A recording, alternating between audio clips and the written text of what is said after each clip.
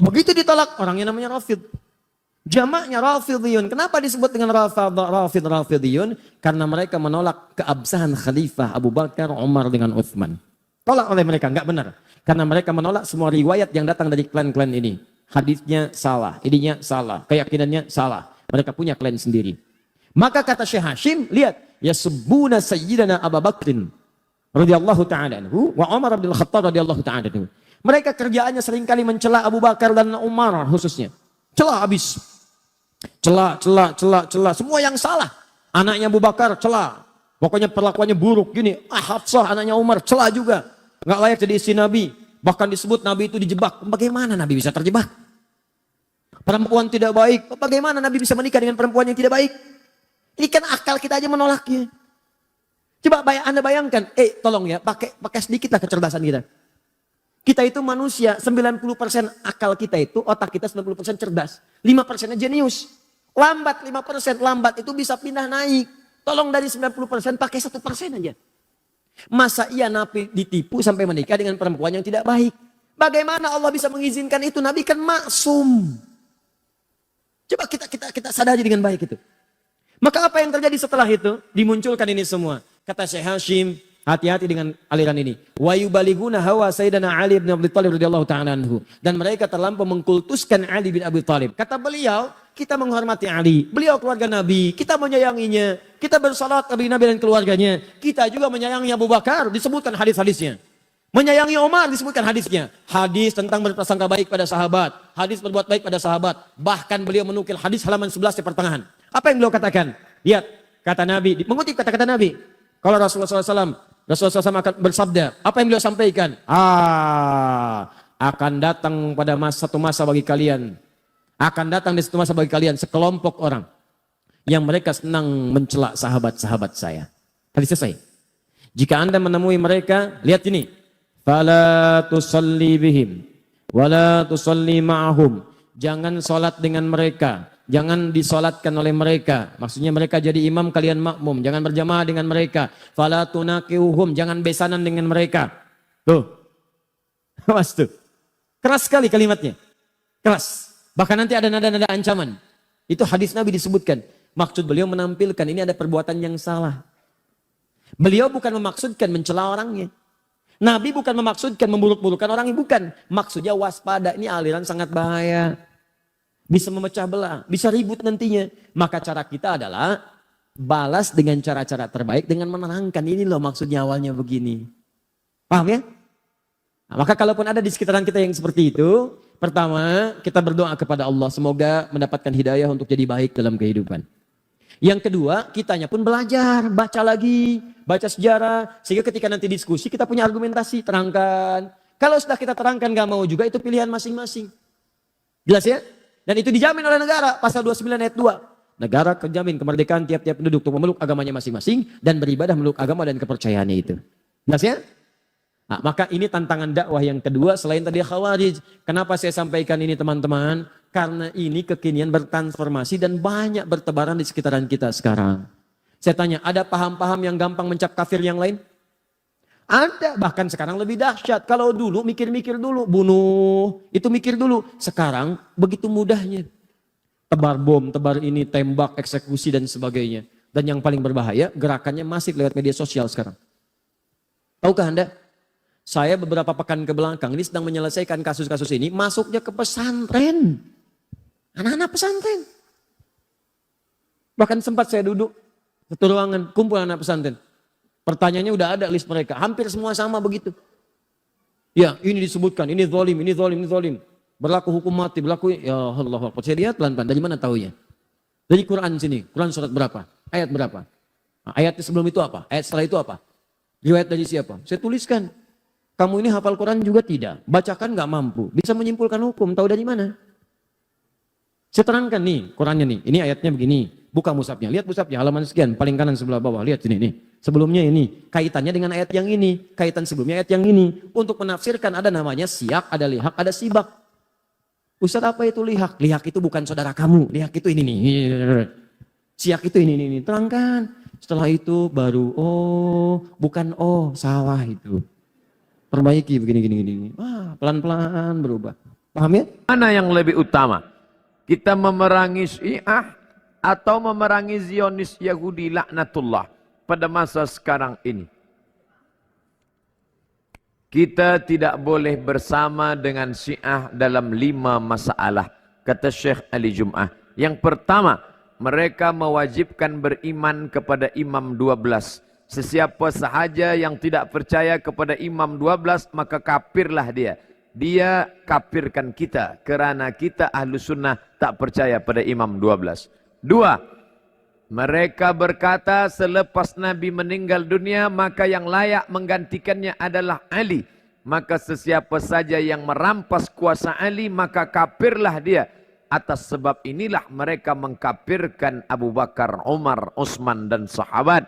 Mereka kafirkan sahabat kecuali 3. Siapa dia? Miqdad bin Aswad, Abu Dzar Al-Ghifari dan Salman Al-Farisi. Lain daripada itu kafir. Maka perhatikan, bila ada ustaz mengkafirkan sahabat Nabi, ini ciri daripada sifat Syiah. La tusalli khalfa rafidhi. Jangan engkau salat di belakang Syiah Rafidah.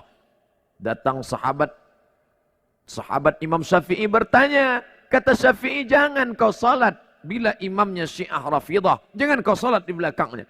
Sifhum lana, beri kami ciri sifat dia supaya kami tahu bahwa dia Syiah Rafidah. Man qala inna Aba Bakrin wa Umar laisa bi imamaini fahuwa rafidhi. Sesiapa sahaja yang menyebut bahwa Abu Bakar dan Umar tak layak menjadi khalifah kerana merampas Ali, maka dia adalah Syiah Rafidhi. Imam Syafi'i berkata demikian. Yang ketiga, mereka berkata bahwa Al-Quran itu adalah yang dibuat-buat oleh Abu Bakar, Umar dan Utsman, bersekongkol membuat Quran. Mereka buang nama-nama Ali dalam Al-Quran. Sesungguhnya kami punya mushaf namanya Mushaf Fatimah yang sedang dipegang Imam Al-Qaim. Tebalnya 3 kali lipat daripada yang ada di tangan kamu. Dan nanti Imam Al-Qaim datang. Bila mereka tidak percaya kepada Quran yang sekarang, mengapa mereka tetap memegang Quran yang ada sekarang? Itu pun mereka bahaskan. Sementara Quran yang asli datang, maka bacalah yang palsu ini dulu. 4. Mereka mengatakan Allah tak tahu apa yang terjadi di masa akan datang. Itulah namanya akidah bada. Bada, ya bedu. Bada, ya bedu. Tidak tahu. Maka muncul nasakh, nasikh, mansuh. Kerana Allah tak tahu apa yang akan terjadi di masa akan datang. Maka akidah ini batil. Karena menisbatkan kejahilan kepada Allah subhanahu wa ta'ala. Yang kelima, mereka bertaqiyah. Taqiyah. Bila banyak ahlu sunnah, kita tanya, awak ahlu sunnah ke Syiah? Dia akan berkata, aku ahlu sunnah.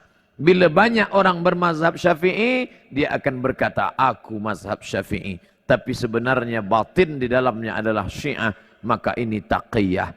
Maka mereka mengkafirkan kita. Mana yang lebih berbahaya? Yahudi kah atau Syiah? Fahami sendiri. Yahudi jelas dia Yahudi. Tapi ini dalam zahirnya memusuhi, mengkafirkan. Dan batinnya mengkafirkan. Tapi zahirnya menampakkan diri sebagai Muslim. Padahal dalam hatinya halal darah kita. Dia benci kita. Jangankan kita, Abu Bakar dan Umar pun dia bacakan selepas solat subuh doa laknat sonamai Quraisy. Allahumma al'an sonamai Quraisy wa taghutaihima wa jibtaihima. Laknatlah 2 berhala Quraisy, Abu Bakar dan Umar. Dalam kitab mereka katakan Abu Bakar laknatullah alaih. Kalau Abu Bakar laknatullah alaih, apalagi Abdus Somad. Jelas. Sunni itu siapa yang mengikuti sunnah Nabi? Syiah, orang-orang yang menolak sunnah Nabi SAW. Orang Syiah tidak mengikuti sunnah Nabi SAW. Mana ada orang Syiah mengikuti sunnah Nabi? Syiah artinya pengikut Ali, gitu kan? Saya sangat yakin secara pribadi, teman-teman kita semoga Allah berikan hidayah yang Syiah di Indonesia tidak faham Syiah itu apa. Kebanyakan mereka tidak tahu itu Syiah. Kalau mereka tahu Syiah, mereka ke Iran dan mereka pelajari benar-benar, itu mereka tidak mau jadi orang Syiah. Saya punya teman-teman, waktu saya di Jakarta ini ada orang-orang asli dari sana. Ya, orang-orang Arab dari Irak dan dari Iran asli dari sana, dan mereka memang Syiah dasarnya, pernah duduk sama saya bersama-sama. Jadi mereka itu heran dengan Syiah di Indonesia. Bahasa mereka itu, ini Syiah di Indonesia, ini Syiah dari mana, dia bilang. Kalau yang kami tahunya memang Ali itu Nabi, bahasanya begitu sampai terang-terangan. Yang kami tahu itu Ali itu Nabi. Mereka berkeyakinan kalau Syiah yang sebenarnya itu adalah mereka berkeyakinan kalau guntur, kalau petir, kalau apa itu tuh cambuknya Ali, suaranya Ali lagi marah. Memang begitu. Dan hampir semua Syiah sepakat Al-Quran itu, kalau saya katakan semuanya sepakat, Quran kita ini kurang. Ya, dan mereka punya lafaz-lafaz ayat-ayat Al-Quran yang dimasukkan namanya Ali di situ. Yang tidak pernah ada dalam Al-Quran, tidak pernah turun. Allah mengatakan dalam Al-Quran, Inna nazzalna dzikra wa inna lahu lahafidhun. Kami turunkan Quran dan kami akan menjaganya. Mereka tidak mengatakan tidak, ada 19 juz yang tersembunyi. Tapi kalau Anda bergabung sama orang-orang Syiah dan mengatakan bahwasanya saya saya melihat Syiah itu begini, katanya Quran kurang, dia bilang tidak. Umumnya karena mereka masih menggunakan sistem taqiyah. Coba lihat apa yang terjadi pada saat Syiah sudah mulai berkuasa. Anda harus paham ya, orang-orang Syiah menganggap Anda semua ini ahli sunnah kafir. Dalahnya halal. Mau lihat buktinya? Apa yang mereka lakukan di Irak? Mereka menggantung Saddam, membunuh umat Islam ribuan di Irak. Semua yang berpaham Sunni dihancurin, dibunuh. Dan bukan cuma dibunuh, masjidnya dirusak. Coba kita balik kasusnya. Adakah orang Sunni yang membakar masjidnya orang Syiah? Adakah orang Sunni yang memukul orang Syiah? Enggak pernah. Kecuali kalau dia diserang ya. Enggak pernah. Tetangga di Madinah itu, saya tahu 7 tahun saya tinggal di Madinah, ada penduduk asli Madinah yang orang-orang Syiah, enggak pernah digangguin tuh. Sama pemerintah Saudi dikasih warga negara, dikasih fasilitas, coba didakwai. Tapi kalau orang Syiah berbeda, kapan mereka berkuasa pastikan darah antum halal. Emang sudah begitu. Di Irak itu bukti. Di Syria itu 225 ribu orang Sunni dibunuh karena mereka anggap itu ibadah. Ini bukan main-main ini, gitu kan? Bukan main-main. Dan mereka pada saat melihat di dua negara ini berhasil di Irak. Irak sekarang itu cuma kedoknya namanya Irak, tapi dia sudah bagian dari Iran. Ya, sudah bagian dari Iran. Kemudian mereka berhasil lagi di Syria. Sampai sekarang Bashar belum berhasil dikalahkan oleh pasukan mujahidin di sana. Mereka masuk lagi ke Yaman. Yaman itu sudah mendekati, sudah masuk ke Jazirah Arab. Pada saat mereka masuk ke Yaman, mereka melakukan hal yang sama. Mereka sebarkan isu, subhanallah, di Indonesia hari-hari sekarang ini mereka lakukan hal yang sama. Apa yang mereka lakukan? Lemparin isu ke pemerintah Yaman waktu itu, kalau orang-orang yang berfaham Sunni ini teroris, fahamnya radikal, keras, dan seterusnya. Seperti itu. Lalu pemerintahnya buat apa? Bersama-sama dengan kelompok Syiah ini untuk menyerang ahli sunnah. Itu yang terjadi. Pemerintahnya nggak sadar, gitu kan? Pemerintahnya nggak sadar. Setelah orang-orang Sunni, dai-dainya banyak yang ditangkapi, gitu kan? Apa yang terjadi? Pasukannya orang-orang Syiah menguasai pemerintahan dan akhirnya menguasai pemerintahan itu. Itu yang terjadi. Baru berapa hari berkuasa sudah dipasang pelang-pelangnya Khomeini, sudah pakai simbol-simbol Syiah semuanya. Halal darahnya ahli sunnah. Ini pemahaman Islam dari mana ini? Pemahaman dari Islam dari mana membunuh seorang muslim? Nggak mungkin, gitu kan? Sekali lagi ya, orang-orang Sunni tidak membunuh orang-orang Syiah kecuali memang mereka melakukan kerusakan. Mereka tinggal di tengah-tengah umat muslimin, gitu kan? Dianggap bagian dari umat Islam, didakwahin. Orang yang sesat harus didakwahin, gitu kan pemahamannya. Ya, jadi jelas sekali.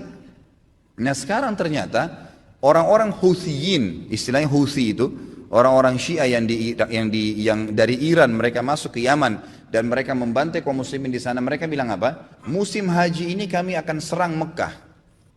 Mendengar statement tersebut, kira-kira apa yang dilakukan oleh Raja Salman? Beliau ambil keputusan, ini orang sudah gila nih. Mereka pernah melakukan beberapa tahun yang lalu, kurang lebih 30 atau 40 tahun yang lalu, orang-orang Syiah pernah masuk dari wilayah Persia di Iran dan mereka membantai jemaah haji. Sampai dikatakan pada saat itu darah ya di daerah Ka'bah itu sampai ke betis. Mereka anggap halal ahli sunnah itu. Jadi ini berbahaya, pemahaman dari mana ini? Islam dari mana ini? Gitu kan? Nggak ada Islam. Mungkin ini bukan masalah fikih. Banyak orang jahil nggak paham. Oh ini cuma karena masalah fikih. Sama dengan khilaf antara Syafi'i dengan Imam Ahmad. Siapa yang bilang ini masalah akidah? Coba anda angkat Al-Quran anda dan anda bilang percaya nggak ini? Syekh Singkiti rahimahullah pernah beliau mengangkat, diajak debat sama satu syekhnya orang-orang Syiah dari Iran di musim haji. Dia bilang, ayo kita berdebat, cari mana yang benar. Kata Syekh Singkiti, boleh, tapi diangkat Al-Quran di Masjid Nabawi. Ini di depan para murid-muridnya. Nih, saya angkat, kalian percaya nggak Quran ini? Supaya kalau kita berselisih bisa kembali ke sini. Apa kata syekhnya? Saya nggak percaya.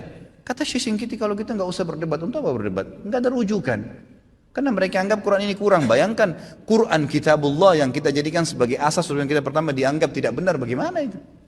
Dan terlepas daripada itu, saya sudah pernah bawakan buku apa itu Syiah, jelas sekali kok, gitu kan? Jelas sekali Syiah itu siapa, dibentuk oleh Abdullah bin Sabah, orang Yahudi, dan bukan dari kaum muslimin, orang-orang yang memukul-mukul dirinya sampai berdarah-darah dengan alasan mengatakan Husain. Siapa di antara ahli sunnah yang mengkafirkan Ali bin Abi Thalib radhiyallahu anhu? Ada? Gak ada. Kita mengatakan Ali radhiyallahu anhu, sahabat Nabi yang mulia. Semua orang ahli sunnah mencintai Ali karena kita faham hadis Nabi SAW tentang siapa yang mencintai Ali berarti bagian daripada iman, gitu kan? Jelas. Insya Allah nanti di tablik akbar yang ke depan, yang keempat nanti setelah kita bahas yang lalu Utsman bilang, kita akan bahas Ali bin Abi Thalib. Anda akan banyak dengar tentang bagaimana kedudukan ahli sunnah dalam menghadapi Ali radhiyallahu anhu, menilai Ali adalah sahabat Nabi yang mulia. Sedangkan yang terjadi antara Ali sama Aisyah saja di perang Jamal, perang Unta yang terjadi di perang Siffin dengan Muawiyah, tetap ahli sunnah mengatakan Ali dalam keadaan benar dan terjadi fitnah di antara mereka, gitu kan? Terjadi fitnah di antara mereka. Dan itu memang ada bahasan sendiri tentunya. Jadi ahli sunnah tidak ada yang mengkafirkan sahabat, tidak ada yang mengatakan Quran kurang, tidak pernah mau memerangi orang-orang yang mengatakan dirinya Syiah, itu kan didakwai. Tapi kalau kita balik orang Syiah mengkafirkan sahabat Aisyah, Abu Bakar, mengatakan Quran kurang, menghalalkan darahnya kaum muslimin dari ahli sunnah. Dan fakta lapangannya ada, ratusan ribu orang dibunuh di negeri Syam, di Syria, di Irak, sekarang masuk ke Yaman. Ya wajar saja gitu kan, keputusan yang diambil oleh pemimpin Saudi sekarang membawa nama kaum muslimin ini berbahaya, akan membantai umat Islam, nanti akan membuat masalah, maka diseranglah, gitu kan. Dan sekarang sudah fatwa disepakati oleh para ulama sunni, ahli sunnah di dunia, Allah alam Indonesia. Karena saya lihat satu-satunya negara yang tidak ikut Indonesia saja. Malaysia pun sudah ikut sekarang, gitu kan. Melihat ini adalah memang jihad di jalan Allah Subhanahu wa taala. Karena ini orang-orang yang bugat, orang yang membuat kerusakan di muka bumi, nggak boleh dibiarin. Nggak boleh dibiarin, memang sudah begitu. Saya tidak mengatakan teman-teman di Indonesia ayo kita perangi Syiah, tidak, saudaraku. Dakwahi mereka, dakwahi, doain semoga dapat hidayah, gitu kan. Karena banyak di antara mereka subhanallah akhirnya sadar, akhirnya tahu bahwasanya itu mana benar dan mana salah. Banyak sekali kasus berhubungan dengan masalah ini.